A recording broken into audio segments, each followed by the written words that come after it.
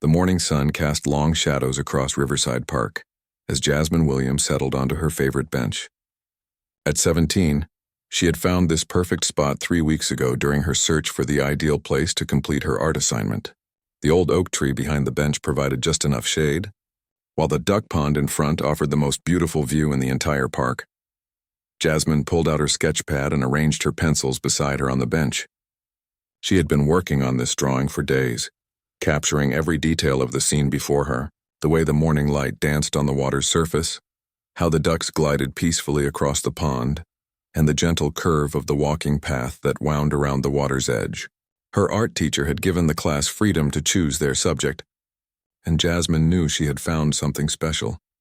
She tucked a strand of her curly hair behind her ear and began adding delicate details to the willow tree on the far side of the pond. This was her sanctuary, a place where she could lose herself in her artwork and forget about the stress of senior year. College applications, part-time job interviews, and the pressure of maintaining her grades all melted away when she focused on her drawing. The park was beginning to come alive with its usual morning visitors. An elderly man walked his small terrier along the main path, stopping occasionally to let the dog sniff at interesting spots. A young mother pushed a stroller while talking on her phone, her toddler pointing excitedly at the ducks. 2 women power-walked past, deep in conversation about their book club meeting. Jasmine smiled as she watched the familiar rhythm of park life unfold. She had grown to recognize many of the regular visitors during her weeks of coming here. The joggers who ran the same route every morning, the businessman who sat on the opposite bench eating his breakfast sandwich, and the retired couple who always brought breadcrumbs for the ducks. As she worked on shading the water's reflection, Jasmine noticed a woman in expensive workout clothes jogging along the path. The woman had blonde hair pulled back in a perfect ponytail and wore matching athletic wear that looked fresh from the store. Unlike the other regular joggers who usually offered a friendly nod or smile, this woman seemed to be studying the park with sharp, critical eyes. Karen Mitchell had moved to the Riverside neighborhood just 2 months ago, purchasing a large house 3 blocks from the park. She had paid premium prices for what the real estate listing promised was an exclusive, family-friendly community. Every morning, she jogged through what she now considered her neighborhood park, taking mental notes of anything that seemed out of place. This morning, as Karen rounded the corner near the duck pond, her eyes locked onto the teenage girl sitting alone on the bench. She slowed her pace, pretending to stretch against a nearby tree while she observed. The girl appeared to be drawing something, but Karen's mind immediately jumped to other possibilities. What was a teenager doing here so early? Why wasn't she in school? And why did she look so comfortable, as if she belonged here? Karen had heard stories from her previous neighborhood about teenagers who would scout locations before breaking into homes. She remembered reading online forums about how criminals would often sit in parks, watching houses and learning residents' schedules. The girl might look innocent with her art supplies, but Karen wasn't fooled. Jasmine continued drawing, completely unaware of the scrutiny. She held up her pencil to measure the proportions of the scene, a technique her art teacher had shown the class. The morning was perfect for outdoor sketching, not too hot with just enough breeze to keep her comfortable. She was particularly proud of how she had captured the texture of the tree bark and the way the light filtered through the leaves. As she worked, Jasmine's phone buzzed with a text message from her best friend Riley asking about their plans for lunch. She set down her pencil and reached for her phone to reply quickly, not wanting to lose her focus on the drawing. The message was short, just confirming they would meet at their usual spot in the school cafeteria. From her position by the tree, Karen watched as the girl pulled out her phone. This confirmed her suspicions. The teenager was clearly communicating with someone, probably coordinating some kind of plan. Karen had read enough neighborhood watch newsletters to know that criminals often worked in groups, with scouts reporting back to their partners. The girl put her phone away and returned to her drawing, but Karen had seen enough. She abandoned her stretching routine and began walking purposefully toward the bench. Her expensive running shoes made soft thuds on the paved path as she approached, her expression growing more determined with each step. Jasmine looked up as she heard footsteps approaching and saw the blonde woman from earlier walking directly toward her. She offered a polite smile, the way her parents had taught her to greet neighbors and community members. Growing up as the daughter of a public official, Jasmine had learned the importance of being respectful and friendly to everyone she met. "Good morning," Jasmine said pleasantly, assuming the woman was another friendly park visitor or perhaps a neighbor she hadn't met yet. Karen stopped directly in front of the bench, positioning herself in a way that blocked Jasmine's view of the pond. Her hands were placed firmly on her hips and her expression was far from friendly. The peaceful morning atmosphere suddenly felt tense. "What exactly are you doing here?" Karen demanded, her voice sharp and accusatory. Jasmine blinked in surprise at the hostile tone. She glanced down at her art supplies spread across the bench, then back up at the woman with confusion. "I'm working on a drawing for my art class," Jasmine explained politely, holding up her sketch pad to show the half-finished landscape. "I come here most mornings to work on it. It's such a beautiful spot." Karen barely glanced at the artwork. Instead, she stepped closer, her eyes narrowing as she studied Jasmine's face. "Art class? Right. And I suppose you just happened to pick this particular park in this particular neighborhood?" Karen's voice dripped with suspicion. How convenient. Jasmine felt her stomach tighten with confusion and growing discomfort. She had encountered unfriendly people before, but this woman's aggressive behavior seemed completely unprovoked. All she had been doing was sitting quietly, drawing the scenery. "I'm sorry, I don't understand," Jasmine said carefully, maintaining her polite tone despite the woman's rudeness. "Is there a problem with me being here? It's a public park." The question only seemed to fuel Karen's anger. She crossed her arms over her chest and took another step forward, now looming over the seated teenager in a clearly intimidating manner. "Don't play innocent with me. I know what you're really doing here." Jasmine's heart began to race as the hostile woman continued to glare down at her. She had never experienced anything like this before, and the woman's aggressive behavior was both confusing and frightening. All around them, the park continued its peaceful morning routine, but their corner had become a bubble of tension. "I really don't know what you're talking about," Jasmine said, trying to keep her voice steady. "I'm just here drawing. Look, you can see my sketch." She held up her artwork again, hoping to diffuse whatever misunderstanding was happening. Karen's eyes flicked briefly to the drawing, but her expression remained cold and suspicious. In her mind, she had already decided that this was all an elaborate cover story. She had read too many neighborhood watch warnings about criminals using innocent-looking activities to hide their true intentions.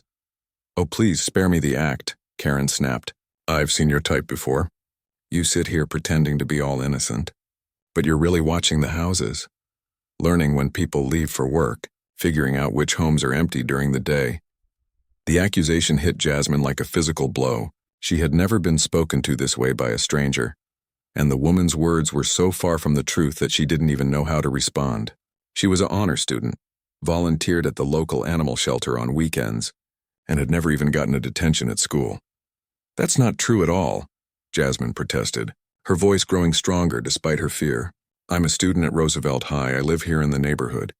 I'm not watching anyone's house. I'm drawing the pond and the trees." Karen let out a harsh laugh that made several ducks scatter from the water's edge. "You live in this neighborhood?" "Right. Do you really expect me to believe that?" Karen's voice was getting louder, and other park visitors were starting to notice the confrontation.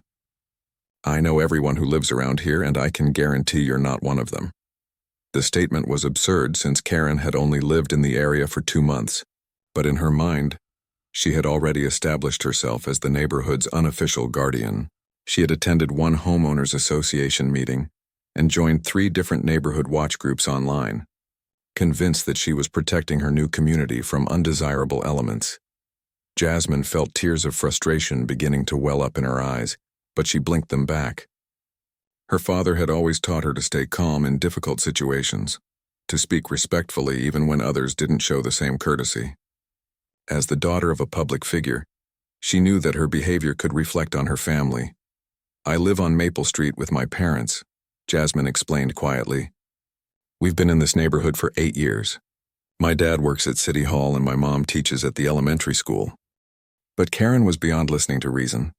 The more the girl insisted on her innocence, the more convinced Karen became that she was lying. In Karen's experience, honest people didn't need to provide so many details to explain themselves. An elderly couple walking their dog had stopped nearby, clearly concerned by the raised voices. The woman whispered something to her husband, who pulled out his phone and appeared to be recording the interaction. This was exactly the kind of situation their neighborhood watch group had discussed when good citizens needed to document suspicious behavior. "Listen here," Karen said, stepping even closer to Jasmine, who was now pressed back against the bench.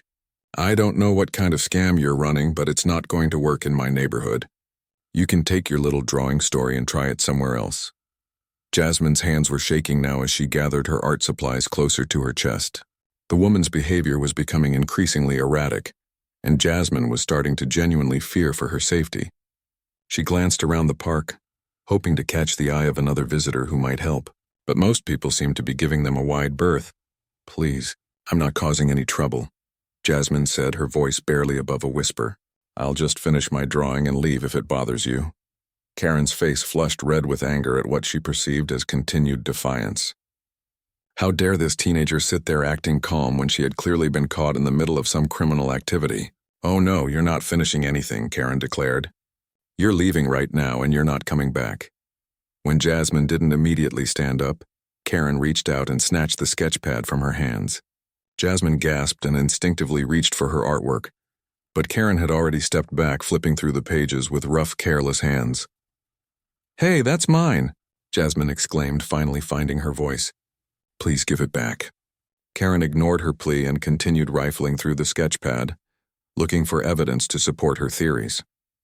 Instead, she found page after page of beautiful drawings, landscapes, portraits of family members, studies of flowers and trees, and several sketches of the park from different angles and times of day. But even faced with clear evidence that Jasmine was exactly who she claimed to be, Karen refused to back down. She had gone too far to admit she was wrong now, especially with other people watching and recording. "Very clever," Karen said, holding the sketch pad out of Jasmine's reach. "Anyone can draw some pictures to make themselves look innocent. This doesn't prove anything." By now, a small crowd had gathered at a respectful distance. A jogger had stopped mid-run and was openly filming with her phone.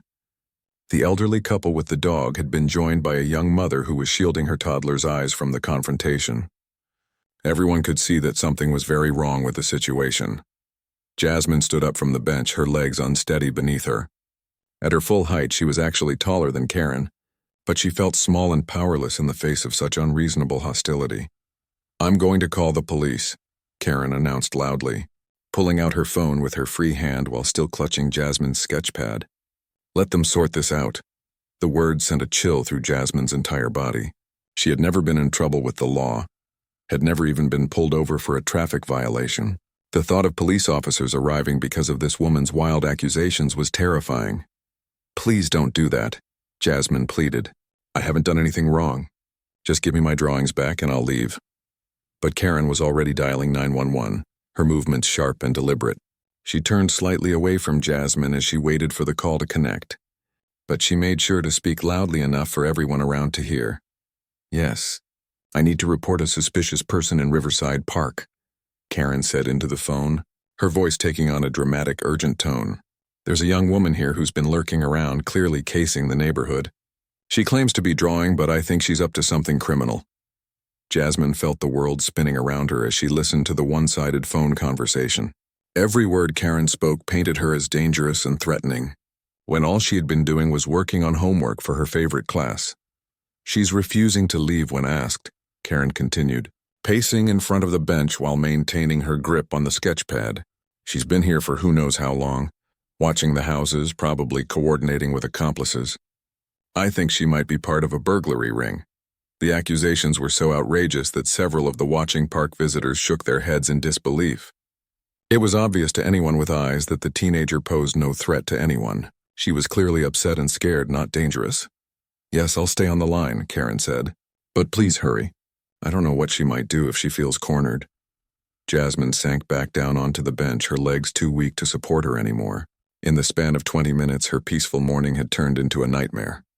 She thought about calling her parents, but she didn't want to worry them over what she hoped might still be resolved as a simple misunderstanding. Around them, more phones appeared as park visitors documented what was clearly an unjust situation. The footage would soon make its way to social media. But for now, Jasmine sat alone on her bench, watching a stranger destroy her reputation with lies while holding her precious artwork hostage. The sound of sirens cut through the morning air as two police cruisers pulled into the park's main entrance. Officer Rodriguez and Officer Chen stepped out of their vehicles, taking in the scene before them. After 15 years on the force, Rodriguez had responded to countless calls like this one, and experience had taught him to approach each situation with careful observation. The crowd of onlookers had grown larger, with at least a dozen people standing at various distances from the bench where a teenage girl sat quietly. A blonde woman in workout clothes paced nearby, still holding what appeared to be a notebook, gesturing animatedly as she spoke to someone on her phone. "Dispatch said we have a report of suspicious activity," Officer Chen said to his partner as they walked across the grass. Chen was newer to the department, but he had already learned to recognize the signs of situations that weren't quite what they initially seemed. As they approached, Karen immediately hurried over to meet them, relief flooding her face. Finally, she thought, someone with authority would handle this situation properly. "Officers, thank goodness you're here," Karen said breathlessly. "I've been trying to deal with this alone, but she just won't listen to reason." Rodriguez held up a hand to slow her down. "Ma'am, let's start from the beginning. You called about suspicious activity?" "Yes, exactly," Karen said, pointing toward Jasmine, who was still sitting on the bench watching the scene unfold with wide, frightened eyes. "That girl has been here all morning, clearly watching the neighborhood houses. When I confronted her about it, she gave me this ridiculous story about drawing pictures for school." Officer Chen glanced toward Jasmine, noting how young she looked and how she seemed more scared than threatening. In his experience, actual criminals rarely sat quietly waiting for police to arrive. "Has she committed any crime that you witnessed?" Rodriguez asked, pulling out his notepad. "Well, not exactly, but that's how these things work, isn't it?" Karen said, her voice rising again. "They scout locations first, learn the patterns, figure out when houses are empty." "I know what I'm talking about. I've read all about it." Rodriguez and Chen exchanged a brief look. They had both handled their share of calls based on suspicion, rather than actual criminal activity. And this was starting to feel like one of those situations. "Ma'am, why don't you wait here while we speak with the young lady?" Rodriguez suggested. "And I'll need to ask for that notebook you're holding." Karen clutched Jasmine's sketchpad tighter. "This is evidence. She was using it as part of her cover story." "I understand your concern, but we need to examine any evidence properly," Rodriguez said firmly, extending his hand. "Please." Reluctantly, Karen handed over the sketchpad, though she continued to hover nearby as the two officers approached Jasmine. "Good morning, Miss," Rodriguez said gently, noting how the girl's hands were shaking. "I'm Officer Rodriguez, and this is Officer Chen. We received a call about some kind of disturbance. Can you tell us what's going on?" Jasmine took a shaky breath, grateful that the officers seemed much calmer than the woman who had been harassing her. "I was just sitting here working on a drawing for my art class. That woman came over and started accusing me of watching people's houses and planning to rob them. I tried to explain, but she wouldn't listen." Officer Chen glanced through the sketchpad while Rodriguez continued the conversation. Page after page showed detailed, beautiful drawings of park scenes, family portraits, and nature studies. There was nothing remotely suspicious about any of it. "These are really good," Chen said, holding up a particularly detailed drawing of the duck pond. "You're quite talented." "Thank you," Jasmine said quietly, some of the tension leaving her shoulders at the officer's kind words. "Can I see some identification?" Rodriguez asked, maintaining his professional but gentle tone. Jasmine reached for her backpack and pulled out her student ID and driver's license. As Rodriguez examined the documents, his eyebrows rose slightly. The name on the license read, Jasmine Williams, with an address in Maple Street, right in the heart of the neighborhood Karen claimed to be protecting. "Williams," Rodriguez repeated thoughtfully. "That name sounds familiar." Officer Chen looked over his partner's shoulder at the ID. "Williams. Wait, isn't that the mayor's last name?" Jasmine nodded, still feeling nervous despite the officer's friendly demeanor. "David Williams is my father." Both officers paused, processing this information.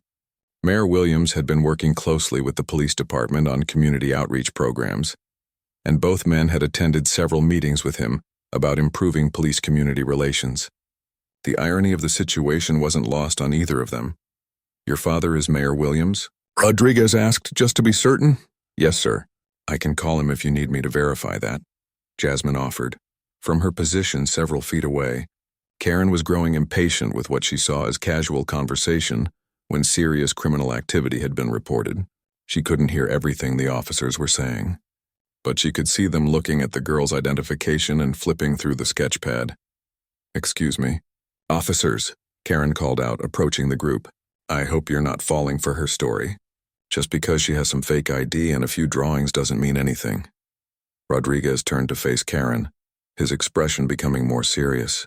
"Ma'am, this identification appears to be legitimate, and this young lady lives at an address right here in the neighborhood." "That's impossible," Karen insisted.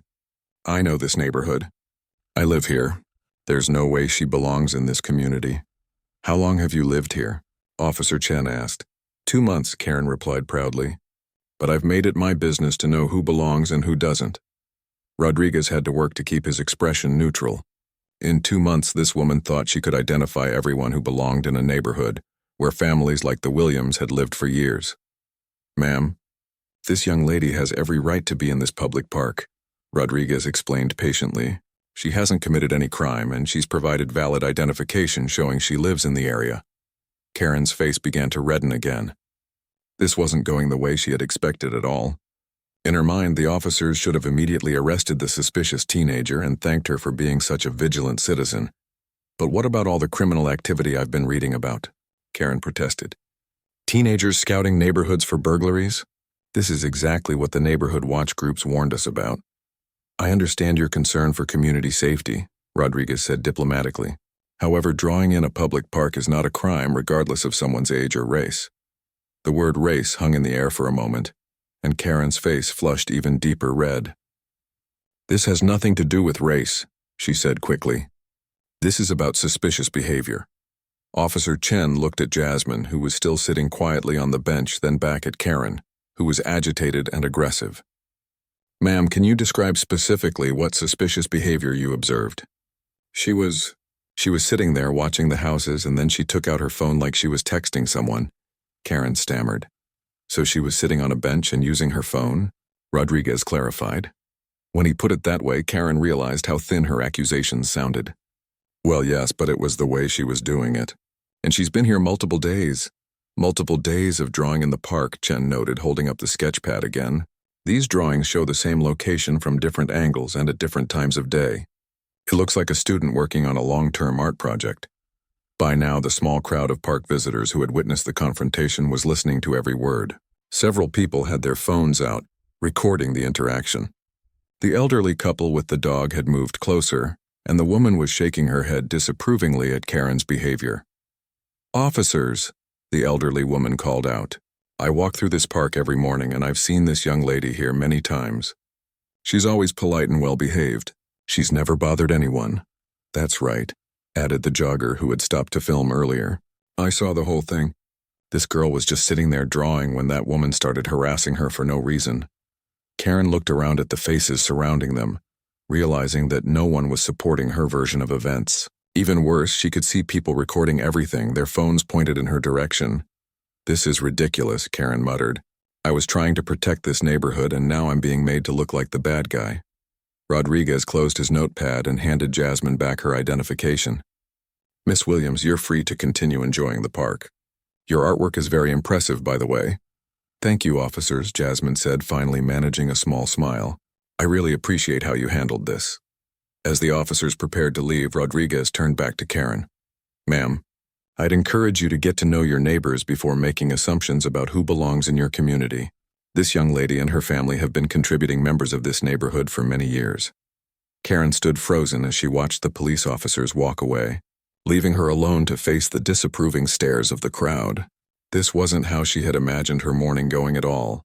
Within hours of the incident, the videos recorded by park visitors began appearing on social media platforms.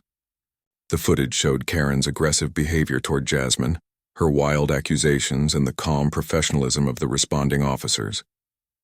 The contrast between Karen's hysteria and Jasmine's quiet dignity was stark and undeniable. The first video, posted by the jogger who had witnessed the entire confrontation, was shared with the caption, "Woman calls police on teen girl for drawing in park. This is why we need to do better." Within 2 hours, it had been viewed over 50,000 times and shared across multiple platforms. At City Hall, Mayor David Williams was in the middle of a budget meeting when his assistant knocked urgently on the conference room door. Patricia, who had worked with the mayor for 6 years, looked visibly distressed as she approached his chair. "Mr. Mayor, I'm sorry to interrupt, but there's been an incident involving Jasmine," she whispered. "She's fine, but you need to see this immediately." David's heart stopped for a moment. His daughter was the center of his world, and hearing that she had been involved in any kind of incident sent panic through his system. He excused himself from the meeting and followed Patricia to her desk, where she had pulled up the viral video on her computer. As David watched the footage, his emotions shifted from fear to anger to profound sadness. He saw his daughter, the same girl who had left the house that morning with a cheerful, "Have a good day, Dad," being treated like a criminal for the simple act of pursuing her passion for art. "How long ago did this happen?" he asked, his voice tight with controlled emotion. "About 3 hours ago. The videos are spreading quickly. Channel 7. News has already called asking for a statement." Patricia replied gently. David loosened his tie and took a deep breath. In his years as mayor, he had dealt with many challenging situations, but none had felt as personal as this. His daughter had experienced firsthand the kind of discrimination he had spent his entire career trying to eliminate. "Get me the chief of police on the line," David said, "and clear my schedule for the rest of the day. I need to go to my daughter." Meanwhile, at Riverside Park, Jasmine was still sitting on her bench, though she had put her art supplies away. The crowd had mostly dispersed, but several community members had approached to offer their support and express their outrage at how she had been treated. Mrs. Patterson, an elderly black woman who had lived in the neighborhood for 40 years, sat down beside Jasmine on the bench. "Honey, I am so sorry that woman put you through that. What she did was wrong and everyone here knows it." "Thank you," Jasmine said softly. "I still can't believe it happened. I was just drawing." "I know, sweetheart, but I want you to know that woman doesn't represent this community. Most of us here have watched you grow up, and we're proud of the young lady you've become." As they spoke, more neighbors appeared. The Martinez family from 2 streets over brought Jasmine a bottle of water and some snacks. Tom Chen, who owned the corner grocery store, stopped by to tell her that her family had always been welcome in his establishment and always would be. "That lady is new around here," Tom explained. "She doesn't know this neighborhood like the rest of us do. She doesn't know that your mother volunteers at 3 different school fundraisers every year, or that your father helped my family when my son was having trouble with bullies at school." The outpouring of support was overwhelming, but it couldn't erase the sting of Karen's accusations or the fear Jasmine had felt when the police were called. She kept replaying the encounter in her mind, wondering if she could have handled it differently, though logically she knew she had done nothing wrong. Her phone buzzed with a text from her father. "On my way to the park. Are you okay? Love you." Jasmine smiled for the first time since the incident began. Her father had always been her hero, not just because he was the mayor, but because of how he treated every person with dignity and respect. She knew he would be hurt by what had happened, but she also knew he would know exactly what to do. 20 minutes later, a black sedan pulled up to the park entrance. Mayor David Williams stepped out, still wearing his suit but with his tie loosened and his usual perfect hair slightly disheveled from running his hands through it. He walked quickly across the grass toward the bench where Jasmine sat, surrounded by supportive neighbors. Karen, who had been lingering near the duck pond trying to figure out how to salvage the situation, looked up as the well-dressed black man approached the group. Something about him seemed familiar, but she couldn't place where she might have seen him before. "Dad," Jasmine called out, standing up and running into her father's arms. David held his daughter tightly, feeling the tension leave her body as she melted into his embrace. Over her shoulder, he nodded gratefully to the neighbors who had stayed to support her. "Are you hurt?" he asked, pulling back to examine her face. "No, I'm okay. Just shaken up," Jasmine replied. "Dad, I was just drawing." "I didn't do anything wrong." "I know, sweetheart. You never do anything wrong. What happened here today wasn't about you. It was about that woman's prejudices and assumptions." As father and daughter spoke, Karen slowly approached the group. She had finally recognized David Williams from the campaign posters and city newsletter photos. The realization hit her like a physical blow. She had called the police on the mayor's daughter. "Excuse me," Karen said hesitantly, her voice barely above a whisper. "Are you Are you Mayor Williams? David turned to face the woman who had terrorized his daughter. His expression was controlled but cold. I am. Karen's face went white as she realized the full magnitude of her mistake. I had no idea. I didn't know she was your daughter. And would it have mattered if she were any other teenager in our community? David asked, his voice steady but pointed. Does a young person need to be related to an elected official to deserve basic respect and dignity? The question hung in the air as Karen struggled to find an answer. Around them, the gathered neighbors watched the exchange with intense interest. Several people were still recording, capturing every word for what would undoubtedly become another viral moment. I was just trying to protect the neighborhood, Karen stammered. I've read about criminals using innocent activities as cover stories. And what did you see my daughter doing that seemed criminal to you? David asked. Please be specific. Karen looked around desperately, suddenly aware of how many people were watching and listening. She was sitting there, and then she used her phone, and I thought, you thought what exactly? That drawing in a public park while black was suspicious behavior? David's voice remained calm, but there was steel beneath his words. It wasn't about race. Karen protested, but her words lacked conviction even to her own ears. David looked at his daughter, then back at Karen. Ms. Mitchell. Karen Mitchell. Ms. Mitchell, my daughter has been coming to this park since she was 9 years old. She learned to ride her bike on these paths. She helped plant flowers in the community garden over there. She has participated in every neighborhood cleanup day for the past 3 years. The elderly residents here know her name and ask about her grades and her college plans. But in your 2 months in this community, you decided she didn't belong. Each word was delivered with quiet dignity, but they struck Karen like physical blows. She had never felt smaller in her life. I'm sorry, Karen whispered. I made a terrible mistake. You did, David agreed. But your apology shouldn't just be to me or to my daughter. You owe an apology to every person in this community who you've decided doesn't meet your standards of who belongs here. By now, news crews were arriving at the park. Channel 7. News had sent a van, and reporters from 2 other stations weren't far behind. The story was no longer just a viral video. It had become a major news event. David put his arm around Jasmine's shoulders. Come on, sweetheart. Let's go home. You've been through enough today. As they walked toward his car, David could hear Karen behind them, trying to explain herself to the growing crowd of reporters and community members. But he didn't look back. His focus was on his daughter, and on the conversation they would need to have about the reality of living in a world where her skin color could make her a suspect for simply existing in public spaces. The incident at Riverside Park was about to become much more than a local story. It would spark conversations about racial profiling, community responsibility, and the price of assumptions in neighborhoods across the country. The video of Karen confronting Jasmine had been viewed over 2 million times by the end of the week. News outlets across the country picked up the story, with headlines reading, Mayor's daughter racially profiled while drawing in park, and Karen calls police on teen artist, faces backlash. The hashtag #JusticeForJasmine began trending, alongside Dosh's Park incident and Art While Black.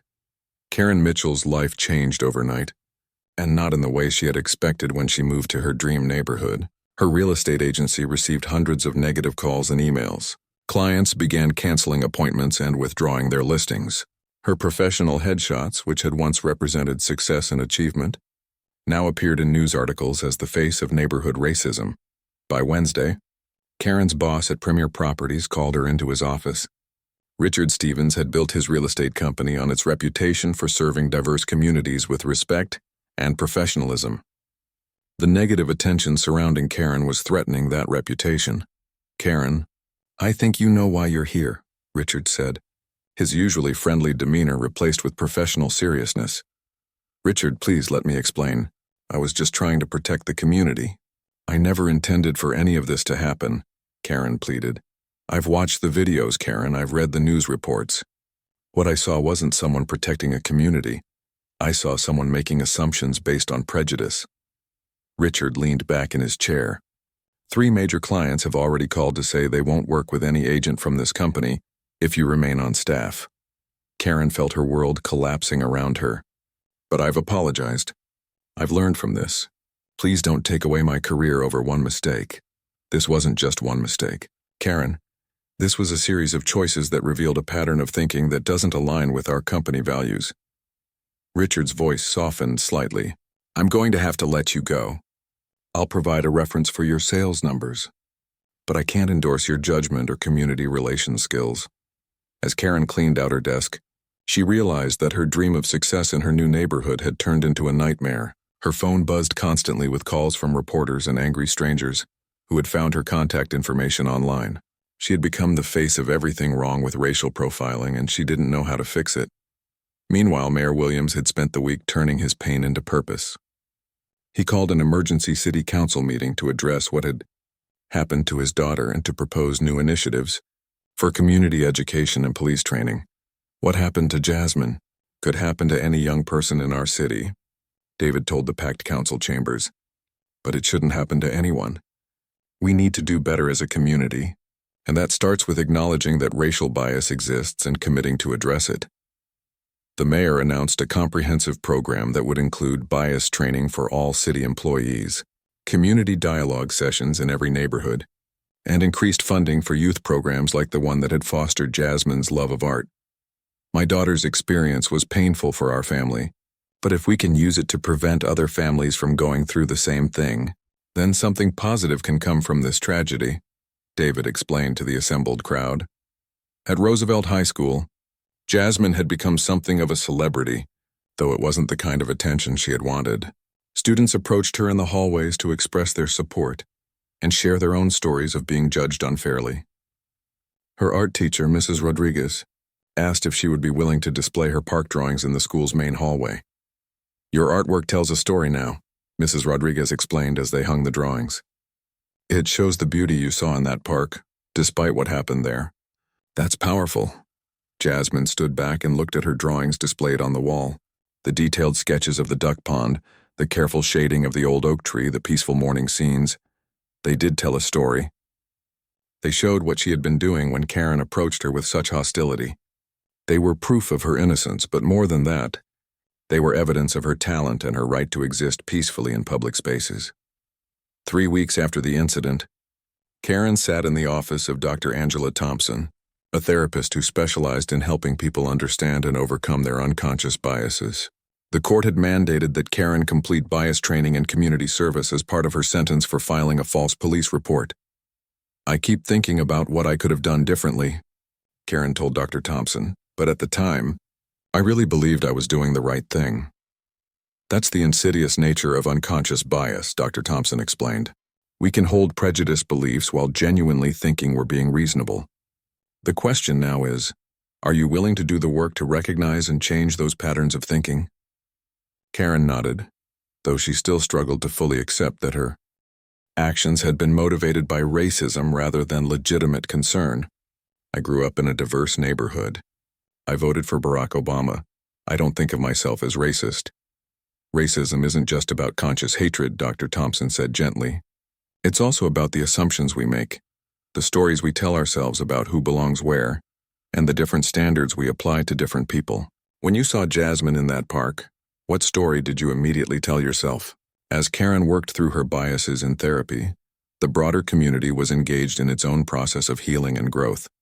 Mayor Williams' dialogue sessions were drawing large crowds, with residents sharing their experiences and committing to building a more inclusive neighborhood. At one session held in the same park where the incident occurred, Mrs. Patterson, the elderly woman who had comforted Jasmine, stood up to speak.